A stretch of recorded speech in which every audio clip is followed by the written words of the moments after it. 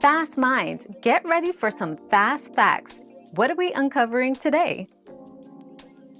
Ingredients: 1 can chickpeas, 1/4 cup lemon juice, 1/4 cup tahini, 1 garlic clove, 2 tablespoons olive oil, half a teaspoon cumin, salt to taste.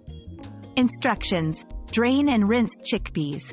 In a food processor, combine lemon juice and tahini, blending for 1 minute. Add garlic, olive oil, cumin, and salt, blending again. Add chickpeas gradually while processing until smooth.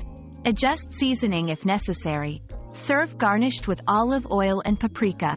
Enjoy your homemade hummus.